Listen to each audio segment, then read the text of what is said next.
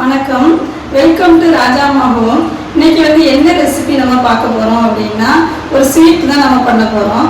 அது என்னது அப்படின்னு பார்த்தீங்கன்னா, முந்திரி கொத்து. ரொம்ப ஹெல்த்தியான ஒரு ஸ்வீட் தான் இது. இது பாரம்பரியமான ஸ்வீட். இது நம்ம நிறைய பேர் நம்மள மறந்துட்டோம். அதனால இப்போ நான் செய்து காமிக்க போகிறேன். வாங்க ரெசிபிக்குள்ளே போகலாம். முந்திரி கொத்துக்கு நம்ம தேவையான பொருட்கள்லாம் எடுத்து வச்சுருக்கேன். வாங்க என்னென்ன பொருள்லாம் பார்க்கலாம்.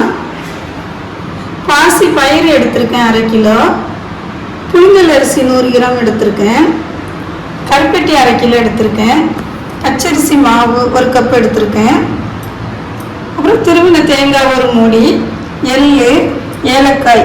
இதுதான் தேவையான பொருட்கள் நம்மளுக்கு. அதுக்கப்புறம் என்ன பண்ணலாங்கிறத பார்க்கலாம் வாங்க. அடுத்து நான் என்ன பண்ண போகிறேன் அப்படின்னா, அந்த பாசி பயிரை நான் வறுக்க போகிறேன். நல்ல பொன்னிறமாக வறுக்கணும். வறுத்துட்டு உடச்சி இந்த தோலெலாம் பிடைச்சி எடுத்துருவேன் நான். சில பேர் தோலோட செய்வாங்க. அது கூட அவ்வளோ நல்லா இருக்காது. நல்லா வறுத்துட்டு நம்ம உடச்சி தோலை எடுத்துட்டோம்னா தான் நல்லாயிருக்கும். அதுக்கு அரிசி, புழுங்கல் அரிசி கொஞ்சம் சேர்க்கணும். நம்ம 400 கிராம் பயிர் அப்படின்னா 100 கிராம் அரிசி சேர்க்கணும். 4க்கு 1 பங்கு. இந்த அரிசியவும் நல்ல பொரிய அரிசி, நல்ல பொரியிற அளவுக்கு நம்ம வறுத்துட்டு இந்த உடச்சி வச்சிருக்க பாசி பருப்பு கூட சேர்த்து மிக்சியில் ஒன்றா போட்டு நம்ம திரிக்கணும். திரிச்சதுக்கு அப்புறம் நம்ம பார்க்கலாம். பாசி பருப்பு நான் வறுத்து தோல் எடுத்துட்டு திரிச்சு வச்சிருக்கேன். அரிசியும் ஒன்றா சேர்த்து இந்த அளவுக்கு திரிச்சு வச்சுக்கணும். மிக்சியில் தான் நான் திரிச்சிருக்கேன். பரி அரிசி நம்ம அந்த அரிசி எதுக்கு சேர்க்குறோம்னா, சாப்பிடும்போது பொறுன்னு நல்லாயிருக்கும், மணமாகவும் இருக்கும். அதுக்காக தான் கொஞ்சம் அரிசி சேர்க்கணும். நாங்கள் எங்கள் வீட்டில் எப்போவுமே அரிசி சேர்த்து தான் செய்வோம். அப்புறம் அந்த கருப்பட்டி நான் இப்போ உடச்சி வச்சுருக்கேன். முழுசாக இருந்த கருப்பட்டியை உடச்சி வச்சுருக்கேன். இதை இப்போ பாகு காய்ச்ச போகிறேன். நான் ஸ்டவ்வை ஆன் பண்ணியாச்சு. பண்ணிவிட்டு பாகு காய்ச்சதுக்கு சட்டியில் எடுத்து போட போகிறேன். இது கொஞ்சம் கொதிச்சாலே இந்த கருப்பட்டி கரைஞ்சிரும். அதுக்கு ஒரு 150 ml தண்ணி ஊற்றுவேன் நான்.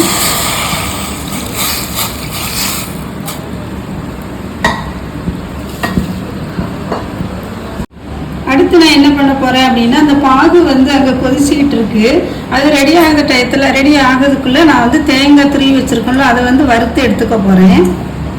பொன்னிறமாக வறுக்கணும், நல்ல ஈரமே இல்லாத அளவுக்கு. அப்படி வறுத்தோம் அப்படின்னா தான் அந்த முந்திரி கொத்து நல்லா இருக்கும். 10 நாள் 15 நாள் வரைக்கும் வச்சு சாப்பிடலாம். 20 நாள் வரைக்கும் கூட இந்த முந்திரி கொத்து கெட்டு போகாமல் நல்லா இருக்கும். நம்ம நல்ல பொன்னிறமாக வறுத்ததுக்கு அப்புறம் பார்க்கலாம். இந்த பாகு இப்போ நல்லா கொதிச்சுக்கிட்டு இருக்கு. அந்த நம்ம கருப்பட்டி கரைய போகுது. எப்படின்னு ஒரு 5 நிமிஷம் ஆகும் அது கரையிறதுக்கு. கொதிக்க ஆரம்பிச்சிருச்சு. அது நல்ல இளம் பாகாக இருக்கணும், கம்பி பதத்துக்கு வரணும். ரொம்பவும் சுண்டக்கூடாது, ரொம்பவும் தண்ணியாகவும் இருக்கக்கூடாது. கொஞ்சம் கெட்டி தன்மை வரணும். இந்த கருப்பட்டியெல்லாம் கரைஞ்சதுக்கு அப்புறம் நான் காமிக்கிறேன்.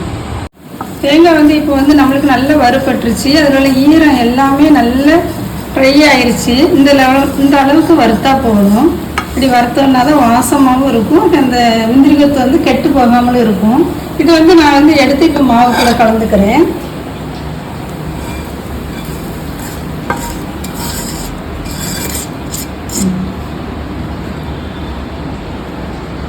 அடுத்து என்ன வறுக்க போகிறோம் அப்படின்னா, எள் வறுக்க போகிறோம். 2 ஸ்பூன் எள் போட்டிருக்கேன் நான். இது நல்லா பொரியிற அளவுக்கு நம்ம வறுத்துக்கலாம். வறுத்ததுக்கு அப்புறம் பார்ப்போம். நம்மளுக்கு எள் நல்லா பொரிஞ்சு வறுப்பட்டுட்டு இதை நான் மாவில் சேர்த்துக்கிறேன். ஏற்கனவே தேங்காய் வறுத்ததில் போட்டிருக்கு. அது கூடவே எள் போட்டுருந்தேன் நான்.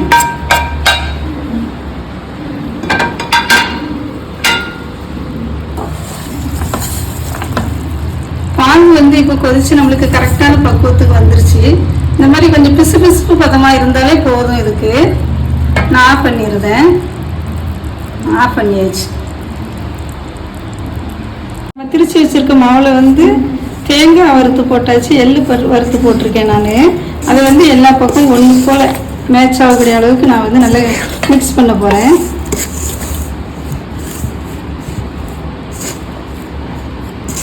ஏலக்காய் நான் இந்த மாவு கூடையே போட்டு மிக்சியில் அரைக்கும் போது கூடவே ஒன்றா போட்டு நான் திரிச்சிட்டேன். மிக்ஸ் பண்ணியாச்சு. அடுத்து நம்ம பாகு காய்ச்சி வச்சுருக்கோம்ல, அது சூட்டோட நான் ஊற்ற போகிறேன். கொஞ்சம் கொஞ்சமாக ஊற்றி தான் கிளறணும், மொத்தமாக ஊற்றக்கூடாது. அப்படி ஊற்றினோம்னா தண்ணி வந்து நம்மளுக்கு அதிகமாயிரும். அதனால் வடிகட்டி கொஞ்சம் ஊற்றிட்டு மிக்ஸ் பண்ண போகிறேன்.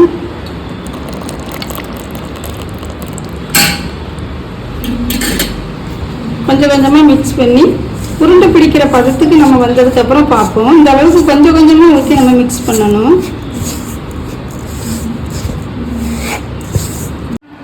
எல்லா பாகையும் நான் வந்து கொஞ்சம் கொஞ்சமாக ஊற்றி இந்த அளவுக்கு நல்லா உருண்டை பிடிக்கிற பதத்துக்கு நான் வந்து மாவை வந்து நல்லா மிக்ஸ் பண்ணியாச்சு. இப்போ வந்து நான் உருண்டை பிடிக்க போகிறேன். இந்த முந்திரி கொத்து வந்து உருண்டை வந்து இந்த தேங்காய் விட இருக்கிறதுனால அந்த வெள்ளையாக தெரியுது. இந்த இவ்வளோ பரிசு பிடிச்சா போதும். எல்லாமே நம்ம பிடிச்சிட்டு அப்புறமேல் பார்க்கலாம். இந்த மாதிரி நான் வந்து உருண்டை பிடிச்சதுக்கப்புறம் இது ஒரு 20 நிமிஷம் வந்து உணரணும் காற்றுல இருந்து. அதுக்கப்புறம் தான் இதை வந்து நம்ம வந்து மாவில் எடுத்து போடும்போது உதிராமல் இருக்கட்டும். 20 நிமிஷம் கழிச்சதுக்கப்புறம் நம்ம பார்ப்போம். இப்போ இந்த உருண்டையெல்லாம் உருட்டி வச்சேன், எல்லாம் மாவை உருண்டையாக உருட்டி வச்சேன். 20 நிமிஷம் ஆயிடுச்சு, நல்லா உணர்ந்துட்டு. இது டிப் பண்ணதுக்காக இப்போ மாவு ரெடி பண்ணிக்கலாம். பச்சரிசி மாவு நான் 1 கப்பு எடுத்திருக்கேன்.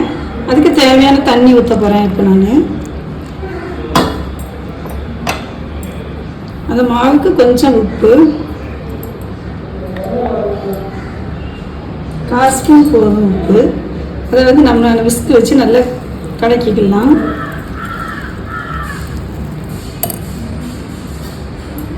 தண்ணி ஊற்றி தான் கலக்கணும். இந்த பஜ்ஜி மாவு பதத்துக்கு வந்தால் போதும். பஜ்ஜி மாவு பதத்துக்கு வந்து இப்போ வந்து நான் மாவு ரெடி பண்ணிட்டேன். இது வெறும் பச்சரிசி மாவு தான். மைதா மாவு வேணான்னு சொல்லிட்டு நான் மைதா மாவு கலக்கலை. பச்சரிசி மாவு நல்லா தான் ஒட்டி பிடிச்சி நல்லா வரும். இப்போ வந்து அதுக்கு எண்ணெய் காஞ்சிருச்சு. நான் வந்து ஸ்டவ் பற்ற வச்சு கடாயில் எண்ணெய் ஊற்றி வச்சுருக்கேன். எண்ணெய் வந்து சூடாகிக்கிட்டு இருக்கு. இப்போ முந்திரி கொத்தை வந்து நம்ம அதில் வந்து எடுத்து இதில் டிப் பண்ணி எடுத்து நான் இப்போ எண்ணெயில் போட போகிறேன். 3 இப்படி சேர்த்து நம்ம முக்கி எடுத்து போடலாம். ஒன்று வேணாலும் போட்டுக்கலாம், நம்ம விருப்பம் தான் எல்லாமே. வடியாத அளவுக்கு இந்த மாதிரி அடுத்தாலையும் நம்ம 3 சேர்த்து போட போகிறேன்.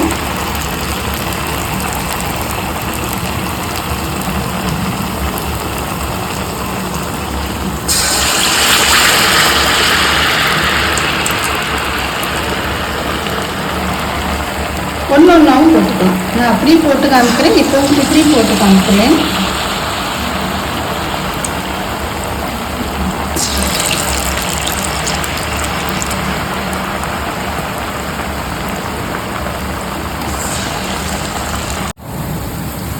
ஒரு சைடு இப்போ நல்லா வெந்துருச்சு. அடுத்த பக்கம் நம்ம திருப்பி போட்டுக்கலாம். இன்னும் கொஞ்சம் வேணும், 2 நிமிஷம் வெந்தாலே போதும், சரியாயிடும்.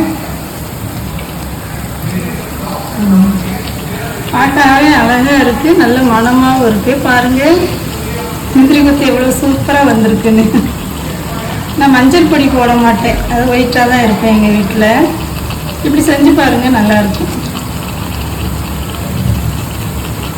நல்லா வெந்துருச்சு.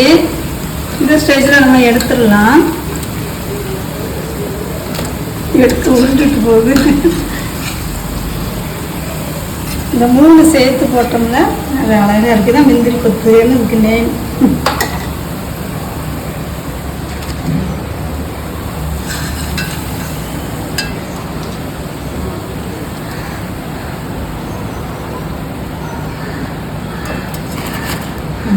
சூப்பரான முந்திரி கொத்து.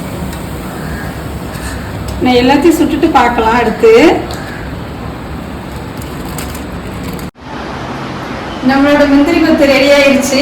இந்த எல்லாமே எடுத்து வச்சாச்சு. நான் வந்து பார்த்தேன், ரொம்ப அழகாக இருக்குது, டேஸ்ட் ரொம்ப நல்லா இருக்குது, மணமாகவும்.